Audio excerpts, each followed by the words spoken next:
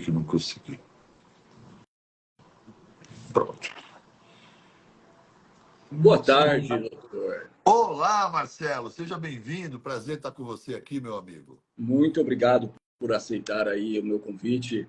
Essa live é uma honra tê-lo aqui com a gente também. Uma honra finalmente conhecê-lo, mesmo que não pessoalmente, mas virtualmente. Sempre uma honra. Como é que foi essa sua vontade de me convidar para Então, essa live?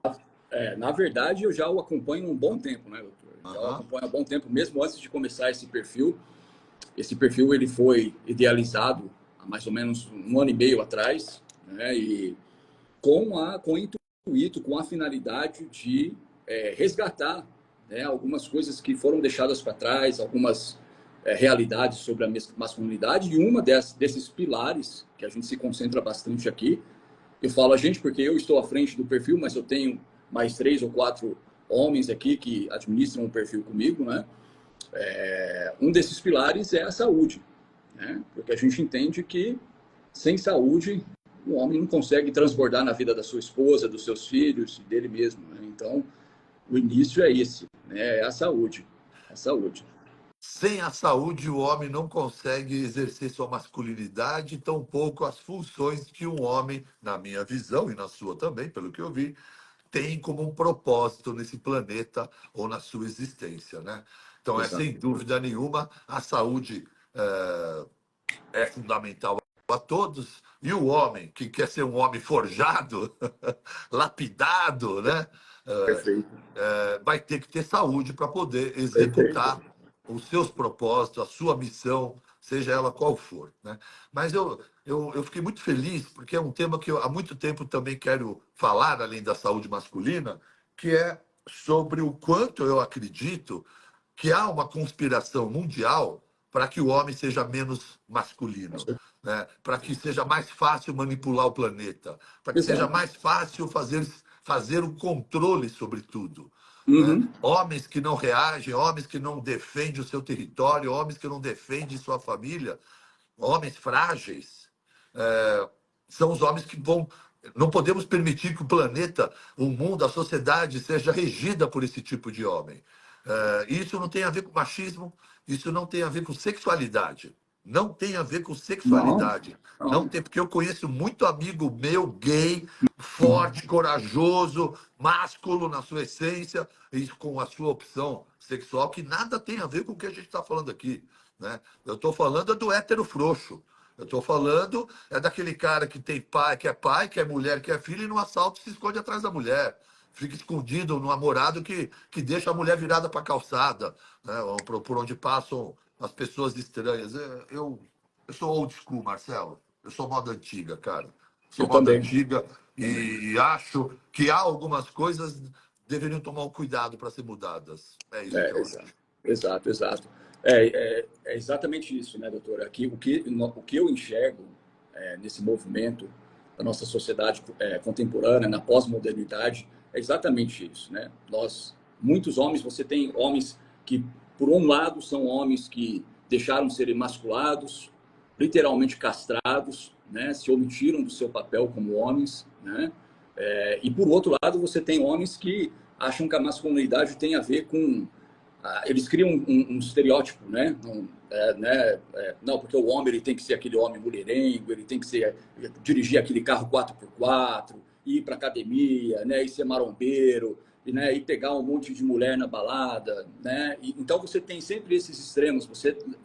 O que a gente tem hoje não é um equilíbrio. É muito Isso. difícil você ter esse E toda vez equilíbrio, que né? alguém quer ofender a masculinidade, ele joga nesse extremo exagerado, né? Do Exato, homem vulgar, do homem mundano, desse cara exagerado aí.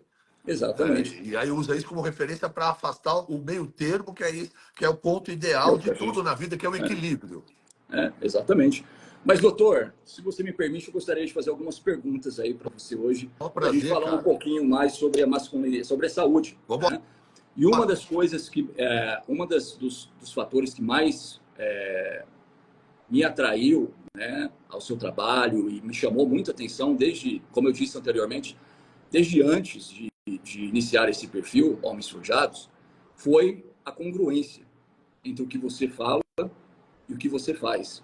E eu gosto muito de acompanhar os seus stories, porque você você realmente, o que a gente fala em inglês, né? You walk your talk, né? Yes. Você caminha como você fala. Isso.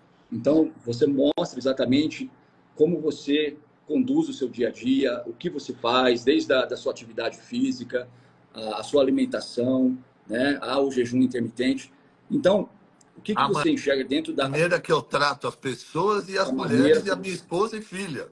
Exato, exato, exatamente. Eu, Como que você entende, doutor?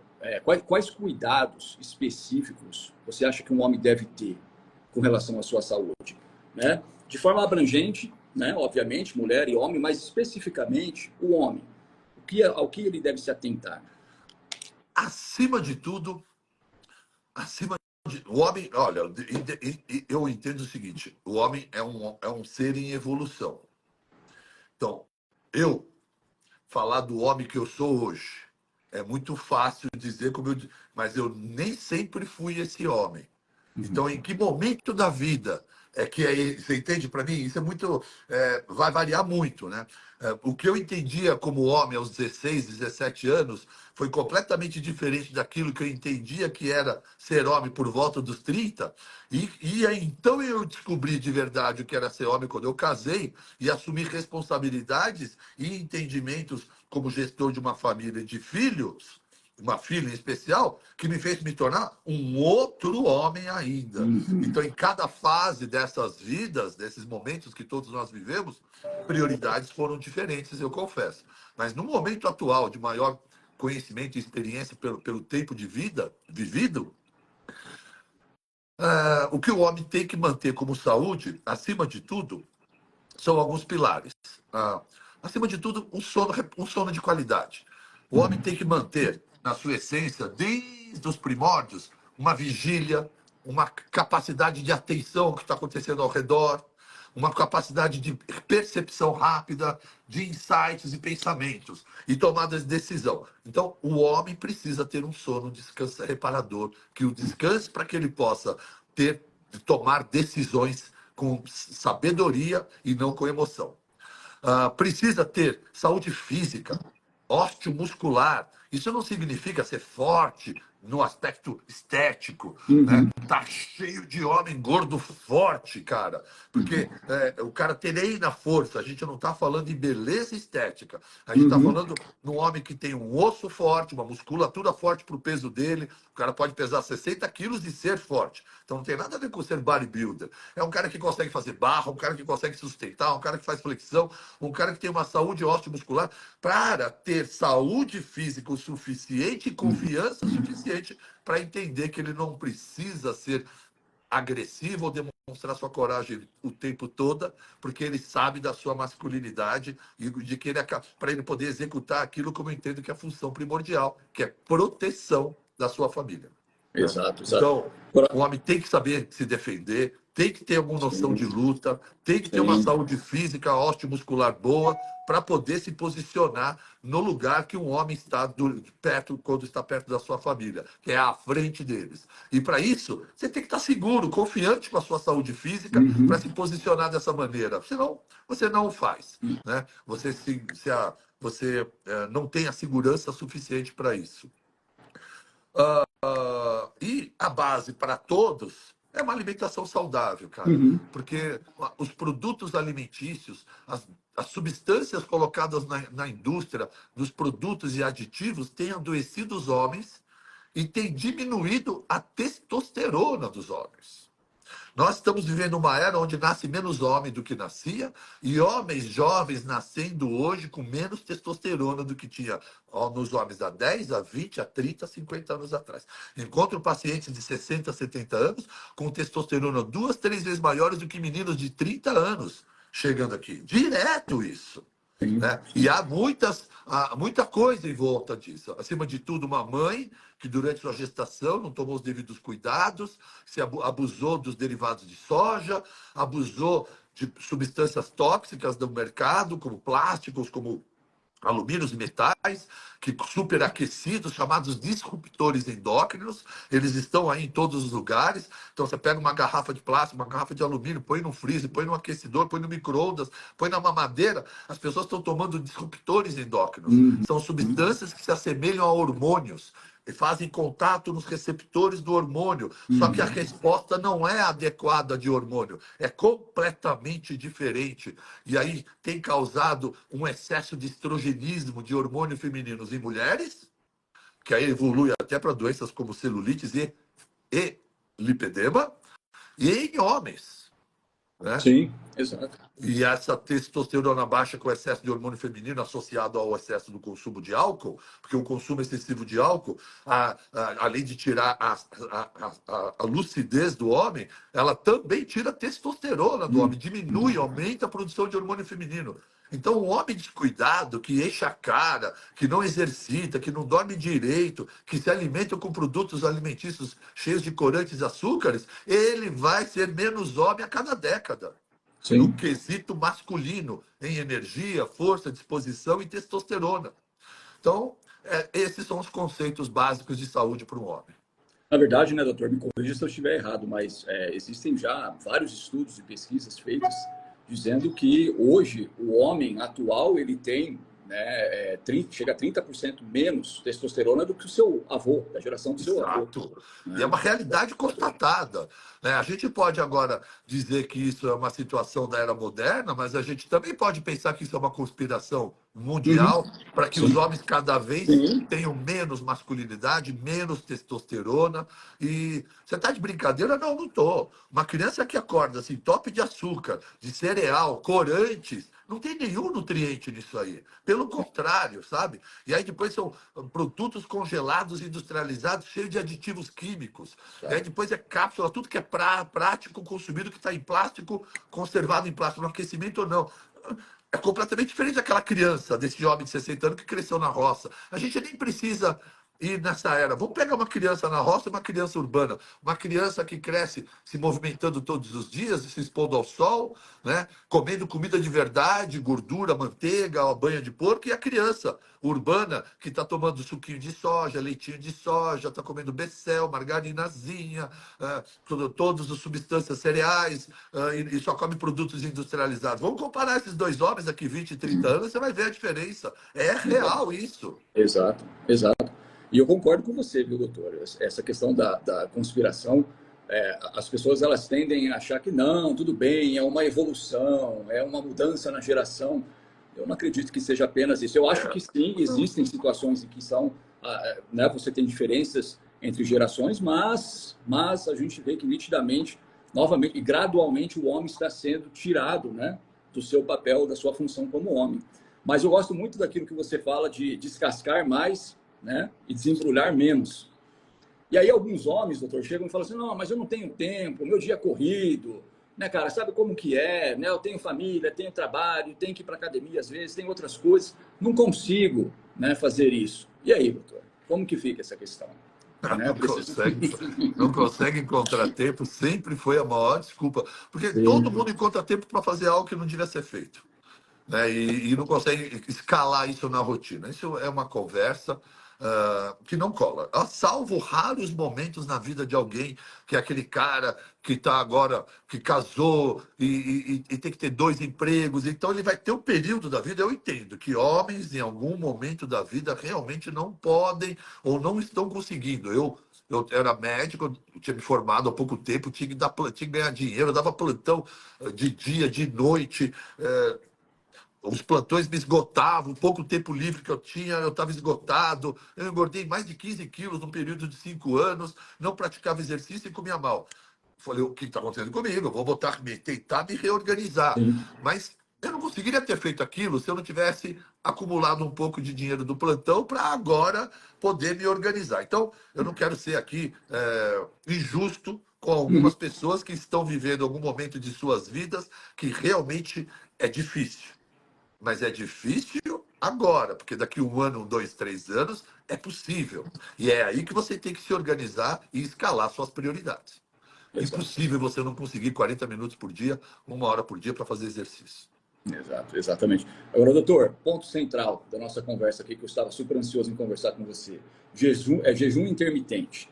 Muitos mitos, muitas desinformações a respeito, e você é uma referência, né, principalmente nessa área. Então, eu gostaria de ouvir um pouquinho você sobre o jejum intermitente, quais os benefícios, né, que nós temos com o jejum intermitente, como que o homem pode se organizar e iniciar esse jejum e ser adepto a isso, né? O primeiro que jejum, todo mundo fala, e eu vejo muitos comentários como modismo, porque realmente ele voltou a ser um tema de discussão em alta nos últimos anos, por conta de um dos seus fatores, que é o de poder ajudar a emagrecer. E como a gente vive uma sociedade doente, de sobrepeso, adoecida, inflamada, desesperada, procurando dieta da sopa, sopa da lua, dieta não sei do que, então o jejum entra nessa escala onde estão todos procurando alguma ferramenta, ou um milagre, ou uma ajuda de verdade, para poder obter o resultado no emagrecimento, que é uma gigantesca demanda da era moderna, por conta do sedentarismo, do estresse mal gerenciado e da má alimentação, evidentemente, né? Então, o jejum não é moda, o jejum é milenar, né? Cristo praticou jejum, todas as religiões aplicaram o jejum. Então, o jejum, acima de tudo, nos torna humildes, né? Nos torna simples, né? Aquele ser, aquela pessoa como eu, que tem o privilégio de ter um chefe de cozinha, né? Que cozinha a comida que eu quero, né? Quando no Ramadã ou na quaresma, ou na sua prática, você escolhe praticar o jejum, a razão principal é você desenvolver empatia por aquele que não pode ter acesso à comida. Sim. Você entender o sofrimento alheio e desenvolver uma empatia maior e respeitar e valorizar mais aquele prato de comida na hora que está na sua vida.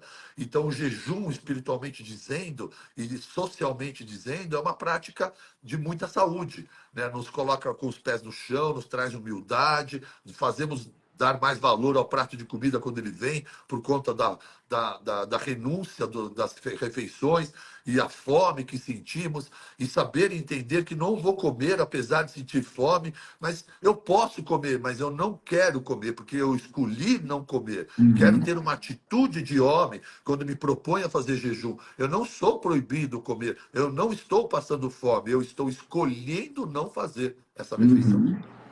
Então, há uma prática espiritual, há uma prática de desenvolvimento humano de empatia e uma prática de desenvolvimento de força, de disciplina, de resiliência, de atitude mental. Então, você já desenvolveu muita coisa quando você aprendeu a aceitar, pular os mimos que a vida nos foi dando pela indústria alimentícia, né? Entregando para a gente guloseimas viciadoras, né? Todas essas que eu chamo das drogas lícitas do mercado, né? O álcool, o tabaco, o açúcar e a farinha, né? Porque a sociedade vai buscar o tempo todo recursos de recompensa nessas drogas. Tô triste, tô chateado. Eu não deu certo. Não aconteceu. Então eu mereço. Então eu acendo cigarro, eu abro uma garrafa, abro um embrulho de biscoito e vou buscar minha recompensa naquele pacote lá. Agora, com relação à saúde, nós estamos vivendo a era da resistência insulínica. Todo mundo está com insulina alta. E a insulina alta, à medida que ela vai subindo com o tempo, ela sobe para baixar a glicose. Aí você come bastante açúcar, a glicose sobe, o pâncreas manda insulina para baixar a glicose. Você vai vivendo uma vida aí de gangorra. Só que passado anos com esse comportamento leviano, álcool, bebida, açúcar, comida, o pâncreas fala, cara, você não me deixa em paz. Então, a insulina quase não volta para o zero, fica sempre com a média alta. Essa média agora está alta, acima de 20. Agora, mesmo alto, eu não abaixo mais a minha glicemia. Pronto, amigo. Você tanto brincou com a sua alimentação, tanto foi negligente, que agora você está numa fase que demorou anos para acontecer, chamada resistência insulínica. Você produz muita insulina, mas essa insulina parece não fazer efeito e a glicose não abaixa. Agora, todas as doenças dos seus antepassados estão fazendo fila. Bora pegar ele! A diabetes da vovó, a cardiopatia do vovô, a hipertensão desse, a coronariopatia da tia, o infarto daquele tio. Todos eles agora falaram: pronto, ele agora abriu a porteira, abriu o portão de doenças metabólicas. Então, agora, todas as minhas cargas antepassadas, os meus antepassados, estão querendo entrar na minha vida de adoecimento. Quando a gente faz jejum, a primeira coisa que acontece é desativar esse excesso do pâncreas, cai a insulina. E quando cai a insulina, nós fechamos a porta desse portal chamado doenças plurimetabólicas. Perfeito. E junto com isso vem emagrecimento, se você souber se alimentar na janela, lógico, né? Então você faz jejum, baixa insulina, mas depois você come um monte de polvilho azedo e sucos de laranja e açúcar, não vai resolver nada, vai dar outra bombada no seu pâncreas.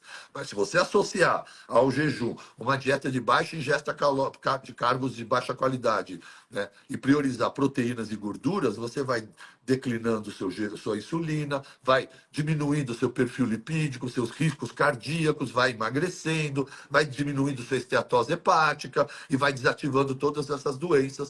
Inclusive, essa foi a razão que em 2016, né, um médico ganhou o Prêmio Nobel de Medicina quando ele provou que comer menos aumentava a expectativa de vida. A nossa longevidade está associada a uma diminuição da nossa ingesta alimentar. Olha, eu estou falando muito, mas acho que agora cabe um conceito que faz as pessoas entenderem bem.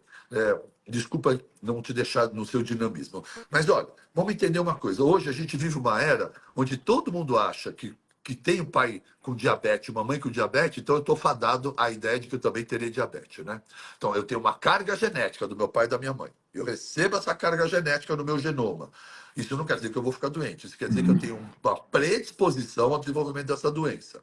Então, essa é a minha carga genética. O que vai realmente definir se eu vou adoecer ou não é o meu estilo de vida, que se chama epigenética. Epigenética é estilo de vida e ambiente. Então, se o ambiente e o estilo de vida que eu vivo hoje é para provocar a diabetes, ou seja, eu tenho carga genética para diabetes, como açúcar, bebo álcool e não faço exercício como meus pais. Então, agora eu vou ter uma chance maior de desenvolver diabetes. Eu tenho um pai que morreu por doença cardíacas da diabetes, tenho uma mãe que morreu por complicações cardíacas da obesidade, e a carga genética de obesidade e diabetes sobre a minha vida é gigantesca, e eu tenho a coragem de te afirmar que eu jamais serei diabético e jamais serei obeso novamente. E como é que eu tenho essa coragem? Porque eu controlo no meu estilo de vida os gatilhos que eu quero que ative ou não na minha vida. Eu não permito que a minha genética me gere uma sentença de vida. Perfeito. Isso é papo para homem fraco, para homem fragilizado, para vitimista que escolhe na desculpa do pai e da mãe todas as suas fraquezas e adoecimentos, colocando na conta da família as suas fragilidades, né? Exato. Mas, doutor, não, e por favor, fale mesmo, porque isso aqui é uma aula para a gente, é um prazer tê-lo aqui. Então eu vou continuar um pouco, tá? Pode continuar. Então agora, por favor, olha que interessante. Depois eu faço algumas perguntas. Ótimo, deixa eu continuar com esse insight, peraí. Tá bom. Então você entenda que eu vou passar para você um conceito de um médico do Vale do Silício chamado Mark Simpson, né? Porque o Vale do Silício trouxe os novos bilionários do planeta, os bilionários jovens, né? Esses jovens com 20, 30 anos, bilionários, falaram: ei, o que vai acontecer com a minha vida? Vou morrer igual meu pai com 60 anos? Vou ser carregado numa cadeira de roda? Eu sou bilionário e não vou viver minha vida? Então a medicina, a functional medicine na América começou a desenvolver muita ferramenta para ter entendimento de como o poder pode nos levar a uma vida mais longeva e saudável. E aí que veio essa medicina que a gente também pode chamar da medicina do estilo de vida, né? Que é coordenar como eu vou viver para coordenar como eu quero envelhecer e onde eu quero chegar. Então esse conceito de Mark Simpson, ele é chamado Primal Concept, ou conceito primitivo, ele define a seguinte ideia. Olha que interessante. Nós temos um genoma, né? Então, minha mãe e meu pai misturaram o código genético deles e me deram um genoma. É único e exclusivo. É meu, é diferente da minha irmã, que é diferente das minhas demais irmãs. Assim como o seu. Mas, de uma forma geral, eles são todos parecidos, porque nos foi herdado do homem paleolítico de 5, 10 mil anos atrás. Né? Só que agora eu quero que você vá para 10, 5 mil anos atrás e entenda que aquele homem tem um genoma forte e saudável, porque epigeneticamente ele viveu durante milhares de anos um estilo de vida igual. Acordar junto com o sol, dormir logo após o sol, ou seja, viver encaixado no ciclo circadiano. Comer de forma intermitente, não tem geladeira nem aplicativo, só comida de verdade. Movimentação física e exposição ao sol todos os dias. Então, todos eles, vivendo milhares de anos nesse modelo epigenético, desenvolveram um genoma forte que nos foi herdado. O conceito diz que se nós mantivéssemos um estilo de vida onde ainda mantivéssemos uma relação com o ciclo circadiano, uma conexão com comida de verdade de forma intermitente, movimentação física, exposição ao sol, jamais ativaríamos qualquer doença, porque estaríamos vivendo um estilo de vida na qual foi desenhado aquele genoma. Agora, você tem quantos anos, Marcelo? 41, doutor. O suficiente para a pergunta que eu vou te fazer e a todos que nos acompanham. Há 20 anos atrás, quantas pessoas com câncer, Alzheimer, Parkinson ou doenças autoimunes você conheceu? Pouquíssimas. Ou ouviu falar? Pouquíssimas. No meu caso, pouquíssimas. Pois bem, hoje a gente encontra na família, no grupo de trabalho, perto de casa. O que mudou nesses 20 anos? O genoma?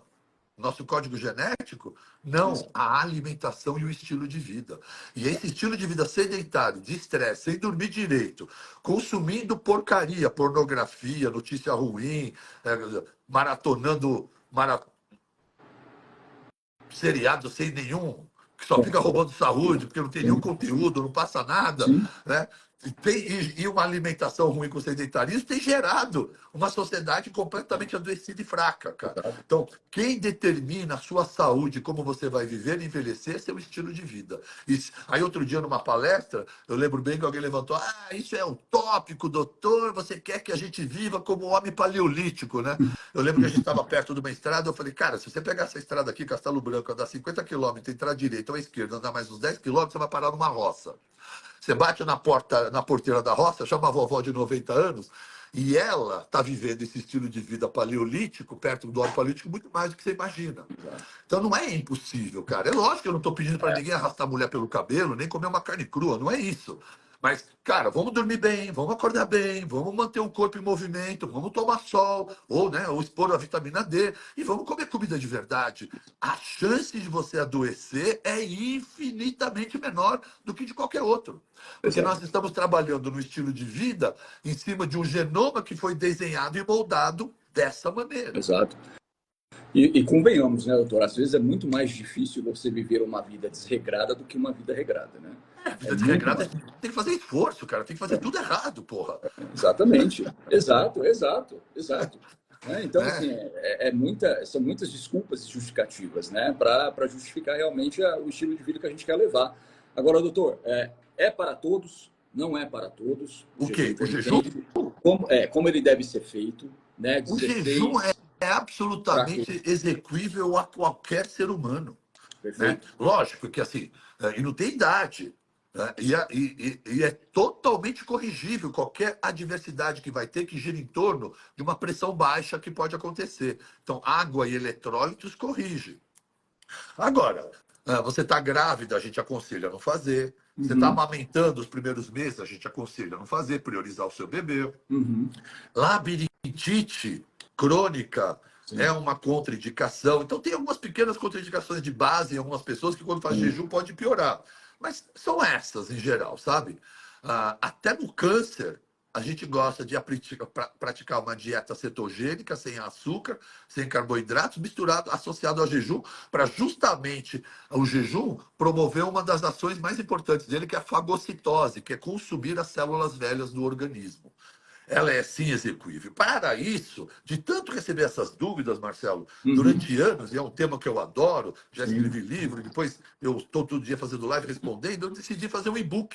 E eu fiz um e-book tirando todas as dúvidas de jejum, porque todos os dias alguém intermediário ou avançado, quando quer fazer jejum de 3 dias, tem dúvidas, assim como iniciante. Então, nesse e-book você consegue encontrar todas as dúvidas para você que quer iniciar o jejum, iniciar protocolos, o que comer, que suplemento tomar ou não tomar, e o que fazer para os jejuns longos. As dúvidas e as perguntas que eu mais recebi durante a vida, eu compilei todas no e-book, respondi e está lá para poder, quem quiser caminhar para essa vida, poder acessar com segurança e confiança. Esse e-book está no seu perfil, doutor. Tá, é fácil acesso e teve várias promoções aí que, na verdade, chegou a ser barato, inclusive. Excelente. Agora, fala para a gente um pouquinho essa questão que pega no calcanhar, aí no pé dos homens, com relação ao álcool, doutor. Você falou um pouquinho... Ao quê? O álcool? Você falou um pouquinho no começo, né, com relação ao álcool, e isso é uma coisa que pega bastante, né? Principalmente aquele cara, não, mas e no fim de semana? Não, mas socialmente, tem todos esses questionamentos. E aí? E o álcool? Olha, eu assisti no Vikings né? Que é um Sim. seriado. Eu vi o Maravilhoso. quanto para o homem, em momentos importantes, havia necessidade de algum grupo festejar, beber, alcoolizar ou comemorar. E deve ter suas razões em cada cultura, algum tipo de celebração que possa fazer sentido a presença do álcool. Uhum. Agora, o álcool no dia a dia, no fim de semana à toa, isso eu não consigo entender.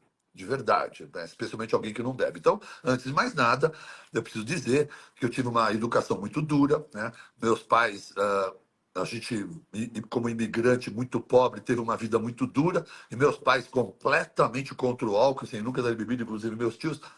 A distância do álcool ficou sempre maior, porque também não havia vida social. Então eu cresci absolutamente sem contato com álcool. Na minha vida adulta, na faculdade, é que eu conheci pessoas que bebiam, para você ter uma ideia, porque há 40, 50 anos atrás, a gente era filhinho de papai, a gente não. Dentro de casa a gente não tinha muito movimento na rua, eu não Sim. conhecia muitas coisas, não. Foi a faculdade que me ajudou a conhecer um pouco mais da sociedade e do comportamento. E eu fiquei deveras assustado com jovens da minha idade enchendo a cara, bebendo, né? Me forçando a beber porque eu não bebia e não aceitando o fato de eu não querer beber, né? Eu queria, quando eu cheguei na faculdade, era atleta. Então, quando você quer performar como esportista, por isso que eu falo que esporte salva. O cara que quer performar na sua vida amadora ou profissionalmente sabe que o álcool vai atrapalhar a sua performance. Então, todo homem que tem uma meta grande sabe que o álcool não acompanha junto. Eu Uhum. quero prosperar, ganhar dinheiro e enriquecer. Eu quero prosperar, quero ser um atleta. Vai beber álcool, vai ficar de cara cheia, vai ver o teu dia seguinte, o seu pensamento vai estar lento, o seu raciocínio vai estar ruim, a sua tolerância com as pessoas vai estar ruim, vai ser um dia perdido. Eu vou contar um exemplo. Eu fui judoca durante anos, minha juventude toda, faixa preta. Eu tive, porque eu apanhava muito na escola, né? Então era gordo e pobre, gordo e pobre, gordo e muito pobre. Era isso e CDF, e imigrante. Então as crianças não me aceitaram muito bem, né? Nos anos 70, todo garoto tinha uma calça que a cintura usava o cinto reto até aqui. Se eu pusesse uma calça dessa, eu fazia uma. Parecia uma criança grávida, né? Barrigudo. Então, eles não me suportavam, né? Então, na fila do hino, todos os dias eles me aprontavam um rolo, me empurravam, me chutavam. E eu entendi que eu tinha medo, eu não entendia aquilo. E o tio que percebeu isso falou que eu tinha que aprender a reagir, me levou para o judô. E no judô, que eu tanto adoro, também me ensinou a não aplicar nada do que eu aprendia no tatame na escola. O mestre me fez prometer, porque ele perguntou por que eu estava lá, eu disse que eu queria aprender a bater nos meninos, ele disse que não ia me ensinar isso, que eu só poderia ficar lá se eu tivesse uma outra motivação. Então, encontrei no judô a grande disciplina da arte marcial, que acho que vale a pena a gente falar. Mas o meu tio não estava satisfeito com isso, então ele me levou lá no box, na época eu morava no ABC, lá na Pirelli, então a malandragem da Pirelli falou, gordinho, ó, vem aqui, ó, encosta no saco com a esquerda, transfere com a direita, encosta com a esquerda, transfere com a direita. E gordinho é forte, né? Então, bum, batendo no saco. Eu lembro que uma vez lá na fila, eu estava no chão mais uma vez ali, meio esperando eles pararem de me ofender e bater, e eu lembrei do meu professor da escola, né? Do boxe. Levantei, os caras ficaram rindo, estiquei a mão e transferi. Bum, já caiu no chão. O outro ficou rindo, já também caiu no chão, os outros dois correram. Não mudou muito na escola, sabe, Marcelo? Porque pararam de me chamar de gordo bobo. Agora era gordo louco. Então eles xingavam e saíam correndo. Mas cheguei em casa e falei, pai, as coisas melhoraram. Agora só preciso mudar de escola, porque nessa aí ninguém me olha. A partir daí, eu encontrei no esporte uma razão muito grande para promover minha masculinidade, me Uhum. proteger e não deixar permitir que jamais voltassem a fazer aquilo comigo. E aí então que eu construí esse homem. Então, no começo do bullying, quando eu ia para casa, minha mãe, no amor que ela tinha, me levava para a cozinha para a gente comer. E assim eu fui engordando. Foi então um homem, um tio, um pai, né, que me levou para um outro caminho e falou: não, você precisa aprender a resolver isso. Então, eu passei por todas essas situações. Então, o quanto foi importante diante de vários homens da minha família, aquele que era o homem que tinha mais masculinidade, meu tio masculino, mais feminista, o meu tio, o menor dos tios, né, o caçula, Uhum. foi ele quem percebeu e me levou para lá. Cara, ele teve uma atitude de homem para me proteger naquela situação, para Sim. me transformar como um homem melhor, né? Então, ali, com o judô e com o boxe e com o esporte, eu fui para a faculdade e lá eu era um atleta. Na faculdade, pela primeira vez, eu não era o gordinho da escola, sabe? Quando tem 10 pessoas, 11 pessoas, vai dividir o time, eu era o último. Ah, você fica com o gordinho para você, vai para o gol, não servia de nada. Mas na faculdade, ó, você é o Mohamed, quero você no basquete, quero você no handball, quero você no judô, faz atletismo? Não, mas quero você no atletismo. Foi a primeira vez, foi glória aquilo, cara. Então, tudo aquilo que aconteceu na minha vida, de dor, de perda, de treino, aquele ciclo de serra inicia um novo ciclo da minha vida. Então, é aí que eu digo para você como era importante eu construir a minha masculinidade física para eu poder já nem permitir a tentativa de uma agressão ou de uma ameaça sobre a Exato. minha pessoa, né? E lembrar a todos que depois de mais 10 anos fazendo judô, nunca fiquei brigando na rua, porque não era mais importante. Quando você é forte, tem confiança na sua força física, na sua capacidade de se defender, a última coisa que a gente usa é esse recurso. Então, eu Sim, fui ofendido por pessoas na vida adulta, eu fui andando para trás, pedindo para a pessoa parar, a pessoa se sentiu vitoriosa porque conseguiu me ofender 2, 3 vezes, eu consegui suportar aquilo e consegui sair várias vezes sem nenhuma briga de lado. Mas, por vezes, ofendendo a minha honra, mexendo com a minha família, ou com a minha namorada, ou com alguma coisa, ou com alguma situação, eu já tive que me impor. E essa história da minha infância fez o homem que eu sou.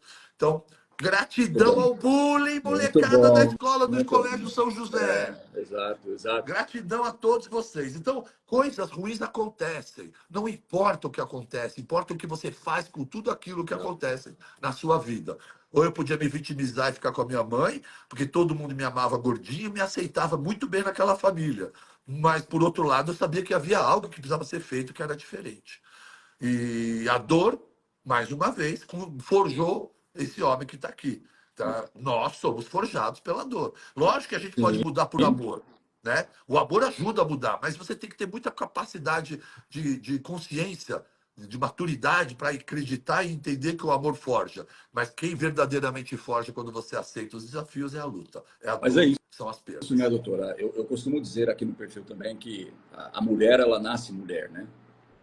O homem, ele não nasce homem, Bom, né? bem colocado, nunca pensei assim, é verdade. Ele é forjado um homem, né? Então você tem... e como que ele é forjado? Ele é forjado, igual você disse, através de uma rotina, através de um estilo de vida extenuante, muitas vezes. Então o homem ele tem que ser colocado, ele tem que ser amassado, ele tem que ser colocado no fogo, ele tem que ser moldado, né? Então, e é o que a gente vê hoje, né, doutor? Infelizmente, muitos homens querendo fugir de responsabilidades, Mas fugir a gente dessa tem que ir vida para casa, extenuante. né? É a mãe e o pai tirando desses filhos toda a Exato, responsabilidade, exato, brigando com o professor, brigando com o amiguinho que brigou com ele, não ensinando ele a se defender, se exato, posicionar. Né? exato, A live exatamente. vai ficar salva, Vai pessoal, sim, tranquilo. vai Pode ficar em chamar coleta. todos e enviar a live quando a live estiver salva, enviem aí para as pessoas. Exatamente. Doutor, a questão do... Agora falando um pouco dos alimentos, né? Isso é outra coisa que cria um pouco de confusão, das pessoas não saberem se é ou não é. Alguns falam que sim, outros que não. Alimentos inflamatórios, né? As pessoas veem muito o trigo como vilão, o leite como vilão, né? O açúcar, obviamente, é um vilão, né? Mas quais desses alimentos realmente são os Olha, vilões? eu Como quero, nós quero lidamos? responder já essa pessoa, ó, Tá. Sager Fernanda, né? Sejam veganos. Ó, se você quer ser vegano porque você não suporta a dor do animal, eu te respeito. Agora, se você acha que você vai ser vegano para ser mais saudável, você acabou de comprar um documentário na Netflix para te deixar menos masculino, comendo hambúrguer de soja, tomando suquinho de soja e para você chorar mais do que sorrir. Então, cuidado. Cuidado com os documentários, né? Outro dia, mas o James Cameron, doutor, James Cameron, o cineasta, o James Cameron investiu 100 milhões de dólares em indústria vegana. Lewis Hamilton, o Lewis Hamilton estava no documentário, ele tem 3 lanchonetes veganas em Londres. Então parem de se iludir com essa conversa. O homem come carne e proteína animal desde os primórdios, Exato. tá bom? Não tinha quibe de soja em lugar nenhum na vida toda. Não caiam nessa. Se você não suporta a dor do animal, não tem problema, cara, eu te respeito. Mas eu quero saber se você não usa calça de couro, se o seu carro não tem couro, se o seu sapato é de plástico, porque você tem que ser completamente vegano, tá Eu bom? Não venha gosto. apontar o dedo na minha carne vermelha ao ponto. Tá? Viu, doutor? Antes disso, analisa na sua vida se É, você vive uma vida congruente exato, com aquilo que você exato, fala, tá exato. bom? Porque não tem sentido, Fazendo um tá? parênteses aí no que você está falando, doutor, antes da gente partir para essa questão dos alimentos inflamatórios, não sei se você já teve a oportunidade de assistir uma série que chama Yellowstone, com Ah, Kevin. Não meu tem aquela novo. cena que ele tá debatendo com aquela mulher que ela está protestando contra os animais que são. E aí ele fala assim: olha, você lavra campo, Summer? Aí ela fala assim: não, nunca lavrei um campo. Ele falou: então, você sabe quantos animais você tem que matar Quantos debaixo do coelhinhos, solo? quantos É, tatus, quantos é, bichos morrem nas máquinas agrícolas para comer sua exatamente. quinoa, para Aí comer seu ele, avocado, Aí para ele comer sua finaliza castanha. assim, ele finaliza falando assim, então a questão não é se matar ou não bichinhos, a questão é o quão fofo o bicho tem que ser para você não matar ele, né? Isso, então a decisão é essa, que vale a pena o bicho morrer para a gente comer, vale, mas depende, agora há uma classificação de bichos que podem e bichos que não devem morrer. Então essa é a hipocrisia de um mundo que, de novo, vem nos trabalhar a ideia e a armadilha de nos enfraquecer. É, Não tenho dúvida disso, né? exato, exato. Então, e a indústria alimentícia é, sem dúvida nenhuma, uma das maiores ferramentas para o enfraquecimento do homem no contexto Exato. geral. Quando o homem não precisa mais plantar, cultivar, caçar para comer, né, já tirou muita masculinidade disso. Eu não estou fazendo Exato, apologia ao passado, calma. exato. Lógico que a situação da era moderna nos traz facilidades para que possamos desenvolver outras habilidades. Mas se a gente não tomar cuidado, você vai comer pizza congelada, Uhum. tempero pronto. Então tem que ter um limite para isso aí. Vamos lá. Vamos falar então de alimentos, né? Antes, vamos falar do glúten que você falou. Então, Sim. antes que alguém me diga assim, o pão da Santa Ceia de Cristo era de glúten. Uhum. Era. Só que o glúten daquela época tinha 12 cromossomos. Hoje, o nosso trigo tem mais de 48 cromossomos, pares de cromossomos. É outro trigo. Exato. Houve, eu esqueci o nome do cara que ganhou o prêmio Nobel de Medicina na década de 60 ou de 50, quando ele disse que a população mundial morreria de fome, e então incentivou a uma mudança na configuração genética do trigo para que houvesse maior durabilidade, aumentando a quantidade de glúten. Isso já aconteceu várias vezes no trigo.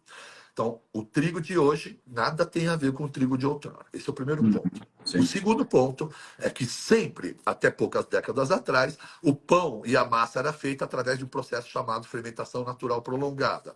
Então você coloca massa, coloca uma massa, um fermento madre de legumes, vegetais, uma matéria viva que gera bactérias, gera fermentação, fica aquele pão italiano cheio de buracos, aquela massa já foi pré-digerido o glúten, quebrado o seu tamanho molecular por conta das bactérias. Então, o homem, durante a maior parte da existência do homem e da história do pão, sempre comeu, primeiro, pouco, que tinha que fazer. Então, a quantidade muda. Uma coisa é você comer um pão que você faz, ou um bolo. Outra é você comer pão a qualquer hora do seu dia, ou bolo a qualquer hora do seu dia, sem levantar a bunda para ir para a cozinha, só no aplicativo. Então, ó, antes a oferta era menor, hoje a oferta é leviana. Uhum. Antes o trigo tinha menos cromossomos, hoje o trigo tem mais cromossomos.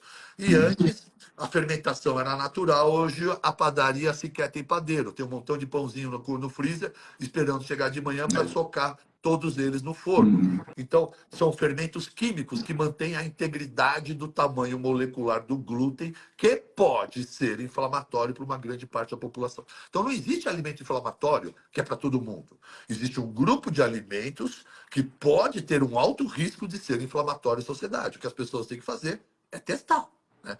Então, vamos lá. Primeiro lugar, por que as pessoas têm dificuldade de reconhecer alimentos que são inflamatórios?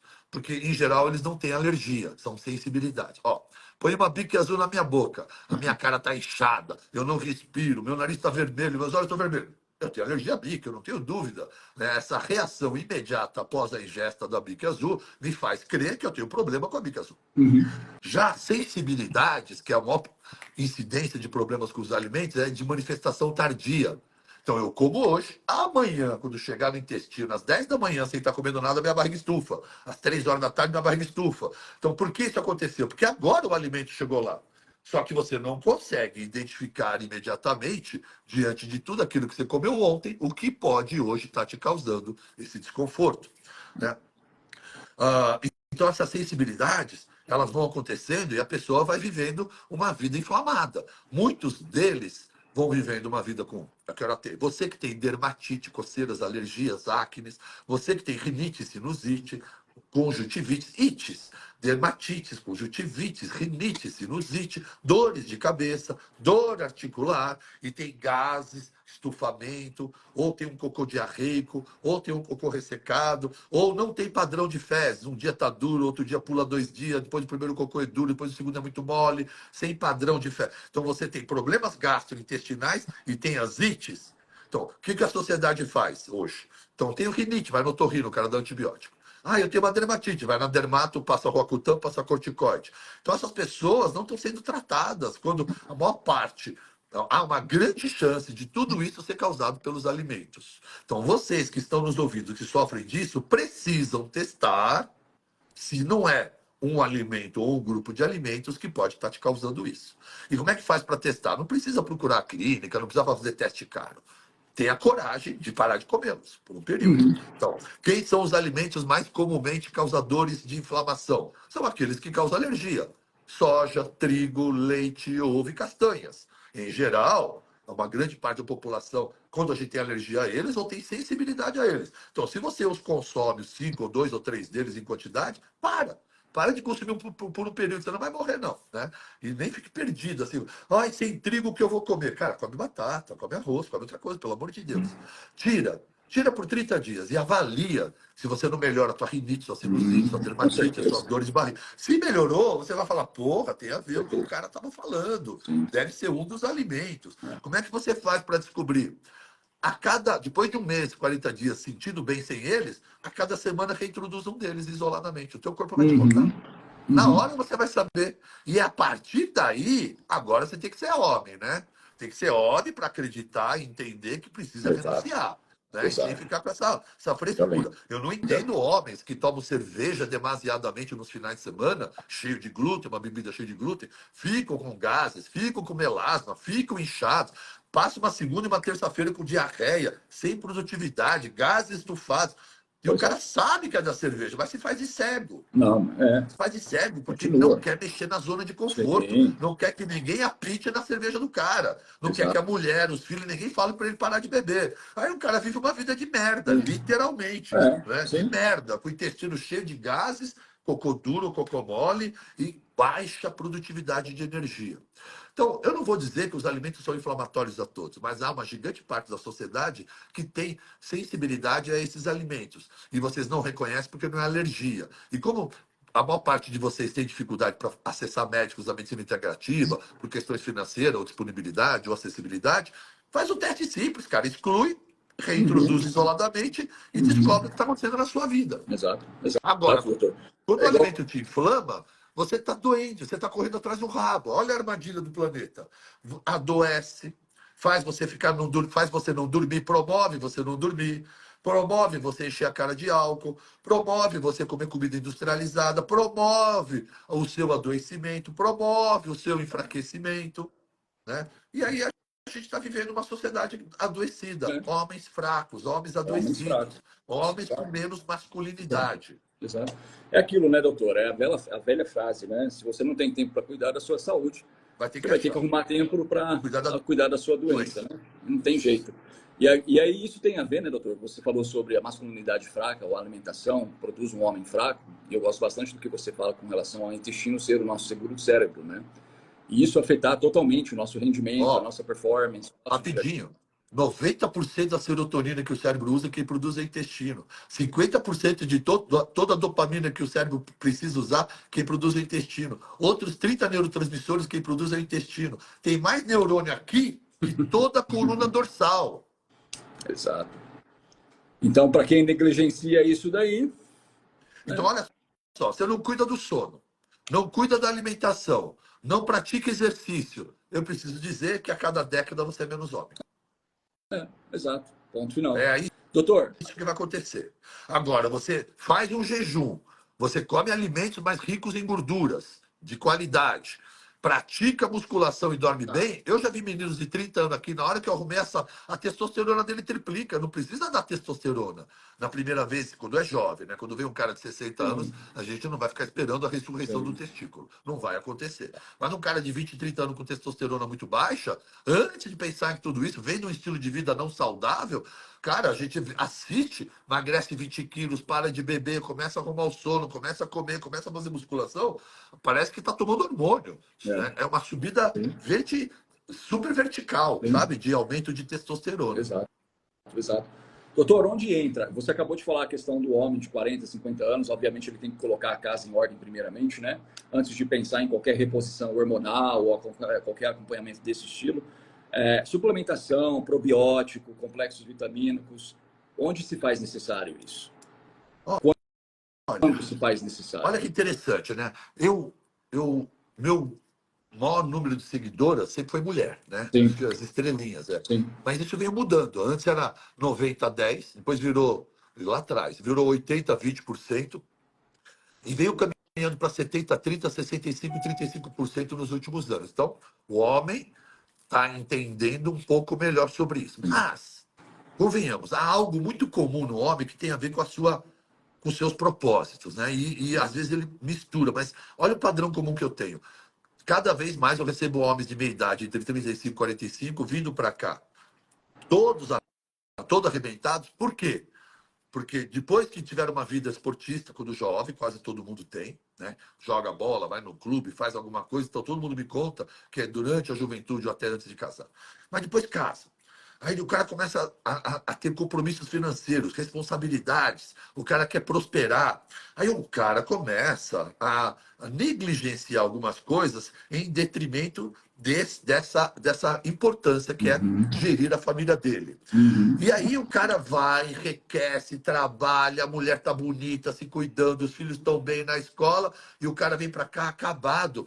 Em algum momento, porque ele tem um filho e ele percebe que ele não está conseguindo acompanhar o filho novo dele, né? Ele está vendo que está com 2, 3 filhos, a família está linda, magra, se cuidando, ele não está. Então, o homem, nessa meia-idade, em algum momento, ele percebe que ele parou de se olhar.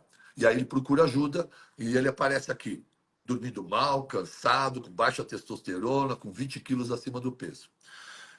As mulheres me procuram por amor, né? Porque elas têm amor à vida, elas querem viver mais, é um espírito diferente de sobrevivência da mulher. A gente acostumou e treinou o planeta a colocar a mulher e as crianças com proteção em primeiro lugar e sobreviver. E as mulheres aceitaram essa posição. Então, elas estão nessa posição. Né? E nós, homens, cara, na posição invertida, acabamos procurando por ajuda aqui na clínica, não por amor, mas na dor. Então, quando engorda muito, quando adoece alguma coisa, quando tem problema sexual, ou quando a mulher dele reclama, ou quando a mulher dele vai embora. E aí o cara fala, porra, me perdi, me desorientei, eu preciso me reorganizar. Então, tem vindo muitos homens nesse período tentando resgatar para salvar a sua vida, salvar o seu casamento e os seus negócios, revitalizando a sua saúde, porque chegam aqui com 35, 45 anos como homens de 70, 80 anos. Né? Inflamados, engordados, sem sono, sem concentração, irritadíssimo, sem libido. E é muito salutar, porque também tem uma coisa, o homem pode demorar para procurar ajuda, mas quando ele procura ajuda, ele coloca como meta, como trabalho, como coisa que deve ser feita, e o cara dá os resultados e entrega. Então é assim, a testosterona do homem, assim como a menopausa, não existe... então esse é outro assunto importante que eu gosto de brincar e falar. Olha que interessante isso. Todo mundo... Você tem filha, Marcelo, mulher? Tenho uma filha de 12 anos. Quanto? 12. 12 anos. 12 anos. Deus te abençoe, Deus te abençoou. Ser pai de menina, você é pai de menina? Pai de menina maravilhoso. Nossa, depois eu quero falar sobre essa experiência, se você me perguntar. Se você não me perguntar, eu vou falar do mesmo jeito. Mas uma menina, quando ela menstrua, não é o pai que vai falar com ela, é a mãe. E a mãe chega lá e fala, amor, tenha calma. Pai, mamãe, isso que é isso? Mamãe também tem. Mamãe também tem? Tem. E a amiguinha da escola também tem. E a irmã também tem. E a tia também. Ai, mamãe, e a vovó? A vovó não, a vovó menopausou. Então a menina, até os 15 anos, ela sabe que é menarca, que é a primeira menstruação, ela sabe que ela vai menstruar numa vida sexual ativa, e um dia ela vai ter uma menopausa e vai acabar. Quem é que conversou com os meninos? Quem é que fala com os homens? Qual é a cultura do homem? Então, uma mulher de 20, 30, 40 anos casada, está lá na rodinha, no social, lá na casa de alguém, as mulheres vão para um canto, ai, como é que tá a tua vida? Ai, não sei o quê, eu andava muito ressecada, eu estava sem libido, aí eu procurei ajuda. Elas trocam informação, a mulher troca, né? Elas se ajudam. Então, outro dia, a mulher, vem para cá, minha amiga me mandou, estava sem libido, ela melhorou. Tudo isso vai acontecendo no mundo da mulher, ela sabe que vai chegar a menopausa. O homem, está na roda do homem, imagina, Não, eu eu dou sou um 5 sem tirar touro. de dentro, imagina, eu acordo todo dia com ele enorme, imagina, se eu tivesse, se eu tivesse solteiro era uma a cada não sei o quê. É só mentira, porque é uma Claro que é. característica do homem que é Sim, não mostrar fragilidade. é, O homem não quer expor sua sim, fragilidade, sim. né? Então o homem acaba não desenvolvendo consciência de um assunto muito importante na vida adulta, que é a andropausa, que vai Exato, acontecer. exato. E ele não está preparado. Eu vejo um homem aqui de 60 anos, pô, mas eu vou ter que usar testosterona. Eu falei, tua mulher não está repondo hormônio, você é melhor, por que você não? Né? Então, os homens têm uma certa dificuldade, mas é por causa dessa cultura toda. Sim, Então, a mulher se cuida, tem uma noção de autocuidado maior, ela se cuida por amor preventivo. O homem é na correção, né? é. Então, o hormônio do homem começa a cair aos 35 anos. Né? Quando a gente tem a andropausa, não é assim, ó, você vem high e de repente acaba. Uhum, Você vem high, aí aos 35 começa uma queda lenta e uhum. insidiosa, que lá por volta dos 50 e 60 anos já caiu tudo. Então, muitas vezes, você tem que começar a repor em alguns casos antes, ou Sim, estimular, né? Depende da idade ou da saúde reprodutiva. Se o menino é jovem, a gente não quer repor hormônio, a gente quer estimular. Mas se o cara é mais velho, né? A gente vai, na verdade, repor hormônio. exato. Essa questão, né, doutor, das meninas. O senhor tem uma filha, né? Tenho. Tem, né? Tem uma filha também, né? Então, vamos falar disso, que eu acho interessante, né? Porque eu tenho uma pequena também, de 12 anos. Cada um tem uma bomba na cabeça, né? Cada coisa aí. Vamos falar. Quando a pessoa. Você sabe que quando uma pessoa agride outra ou fala de outra, é uma coisa que eu aprendi com a vida, né? Sim. Antes eu não entendia. Falei, como é que as pessoas falam mal de você sem te conhecer? Aí eu entendi que não tinha nada a ver com você, tem a ver Tem a com ver as com a pessoas pessoa. que falam, né? Sim. Porque cada um só é possível dar para o outro aquilo que transborda na sua alma, sabe? Exato. Então, se transborda amor, transborda gratidão, transborda generosidade, é isso que você vai receber, é isso que eu posso dar. Quando transborda raiva, inveja, ressentimentos, é o que as pessoas têm a oferecer, muito pouco, ofensas, Né? esse tipo de coisa que a pessoa tem. Então, cara, uma coisa que as pessoas Sim. já deviam ter aprendido é que ninguém mais me ofende, porque a única coisa que me incomoda e me dou atenção é a opinião de Deus, é a opinião da minha mulher, da minha família e a opinião das pessoas que vivem próximas a mim, aquelas com que eu trato diretamente, porque é Tá. a elas que importa. A opinião de quem não me conhece ou de quem me vê pela mídia social, Um beijo. tô cagando para vocês. Exatamente, exatamente isso. Graças a Deus. E quem me ensinou isso? Foram os haters. Então, o pior da vida nos ensina a ser uma pessoa melhor, cara. Os haters me ensinaram na mídia social, com o meu sucesso. Então, Sim, alguns sim. personal trainers com perna de frangote, alguns nutricionistas que prescrevem Becel, médicos aí que têm uma vida muito ruim, não conseguem aceitar o sucesso alheio. Eles olham para o sucesso do outro, incomoda demais, isso, Sim. porque a gente vive uma sociedade que perdoa tudo, menos o sucesso. Mas doutor, A gente não eu costumo sabe falar. aplaudir o sucesso do outro. A gente quer encontrar no sucesso do outro algum demérito, uma crítica, mas não Sim, é. É para ele sim, se sentir melhor sim, na sua fraqueza e sim. na sua O hater, insignificância. na Né? verdade, ele tem uma admiração por você, né? Ele gostaria de Isso. ser você. Gostaria de ser. Mas aí Mas ele não consegue. aí ele compara a sua vida com a vida dele, aí ele percebe como a vida dele é uma bosta. Entendeu? Aí o que cabe a ele, mas para ele ser igual a você, ele vai ter que sair da zona de conforto dele, ele vai ter que levantar a bunda dele do sofá e fazer algo a respeito. Então é mais fácil entrar nas redes sociais e falar mal, né? Porque Sempre. Não, mas eu adoro, eu tenho alguns de estimação. O pessoal falou, não, não dá ibope. Eu adoro quando eles aparecem.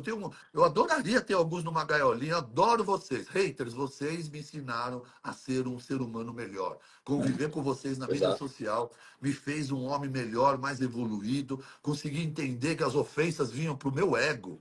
nunca foram de mim. O quando doía, porque eu tinha um ego inflado. E aí vocês me ensinaram que o ego nada importa. Então, de novo, gratidão pela humildade que os haters me ensinaram a desenvolver. E, Né? Então, eu sou um homem muito exatamente. melhor. Bom, E o que é agora, hater, né, doutor? O que é um ah, hater na internet se você já foi bullyingado por na crianças e escola por adolescentes anos. na escola? Não é nada. Mas olha, eu sou muito feliz com todas as minhas adversidades, cara, Exato, me forjando ao homem que exato. sou.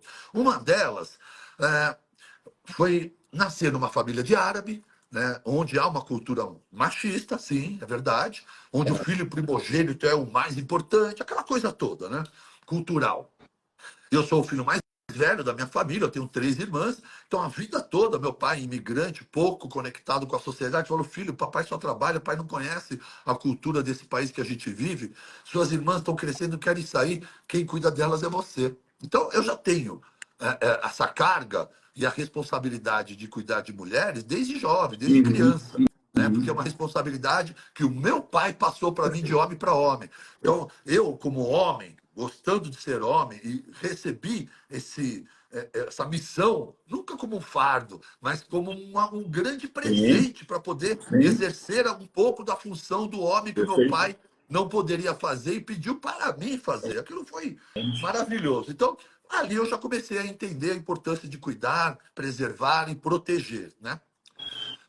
Mas na hora que foi nascer meu casamento, minha filha, eu naturalmente, sem forçar, eu ficava imaginando meu filho homem. Eu falei como seria minha relação com ele, que a gente vai fazer luta junto, que a gente vai treinar junto, que a gente vai fazer isso, e que não sei o quê. Já tinha separado as espadinhas para brincar e me aparece uma menina. Uma menina que me enche de amor, mas eu não estava preparado para entender que desenho de relação eu deveria ter, ou como deveria ser essa relação com uma filha, porque na minha mente eu só tinha feito outro desenho mental. Não estou dizendo em momento algum que eu fiquei nem um minuto triste, porque quem é pai sabe que não existe isso, cara, é filho, nasceu. Mas eu não estava, eu falei, meu Deus, como é que vai ser? Como é que eu vou cuidar? Como é que eu vou ser um bom pai para uma menina? Porque para um menino parecia mais fácil. Sabe o que que Deus fez? Deus apronta com a gente, né, cara? Deus apronta com a gente. O que faltava para me forjar como um homem no melhor modelo que eu entendo como homem era exatamente ser pai de uma menina. Sim. Porque agora, cara, eu não era mais um exemplo de masculinidade que eu Uhum, transbordava até em excesso, mas era de sensibilidade, de delicadeza, de sim, poder proteger ela. E acima de tudo, porque qual é o maior medo quando a gente tem uma menina, né, cara? Quem é o homem que vai ficar com essa menina? sim, Quem é o exato, homem que essa menina vai escolher? exato. Conhecendo esse planeta cheio de porcaria, de mini-homens que existem aí, né? Mini homens, né? Uhum, Um medo horroroso sim, de uma filha se envolver numa universidade com sim, desses. Eu não consigo, eu não quero adjetivar, mas você sabe o que está acontecendo aí, sim, cara. sim, Né? sim, sim, Homens de coque, barbados, trinta e sim, cinco anos, morando com o papai, com a mamãe, com a vovó. ah, Pô, que saco, cara. Não exato, consigo. Meu medo é enorme, né? Então, foi quando veio um insight, que eu não tenho o que falar, não tenho o que dizer, não tenho o que prever. Tem que arrastar. exato. Então, a única maneira da minha filha não se envolver com pessoas que eu não queria era sendo uma pessoa completamente diferente dessas que eu não queria. Então, eu tive a oportunidade, tendo uma filha, de acabar de fazer o acabamento e a última forjada na minha vida como homem, né? Sendo o melhor marido possível, tratando a minha mulher da Exato, melhor maneira tá, possível. tá. Né?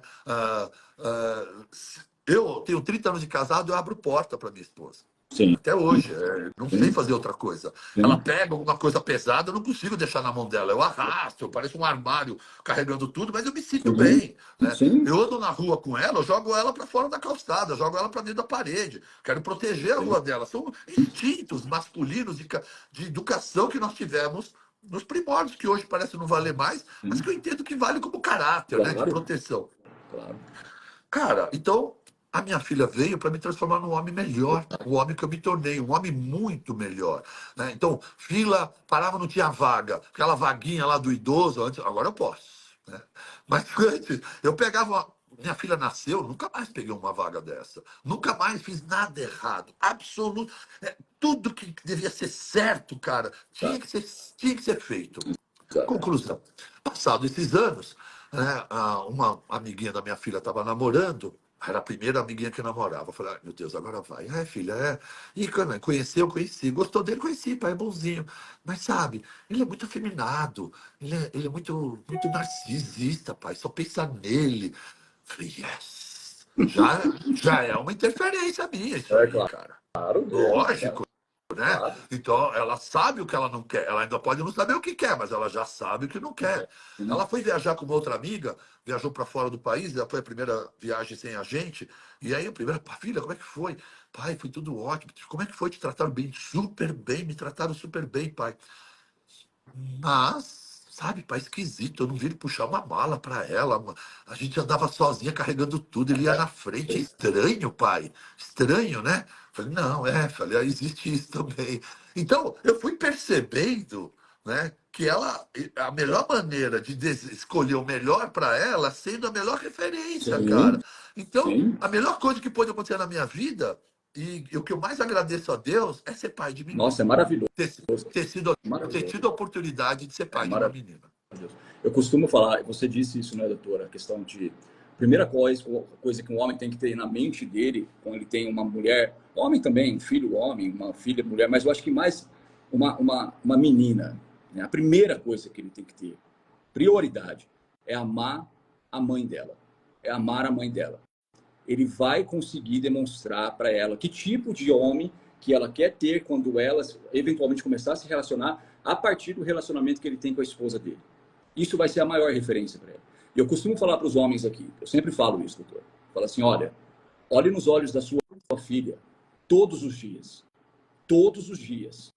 e fale para ela o quanto você ama ela, o quanto Isso, ela é importante na sua vida, isso, e o quanto ela é especial. isso. Porque se você não fizer isso, Alguém vai algum fazer. cara que não ama ela vai falar isso, e ela vai acreditar, e ela vai sofrer por isso. Então, faça o que você tem que fazer como O pai. Isso é primeiro muito buquê importante. de flores dela, quem mandou para ela fui eu.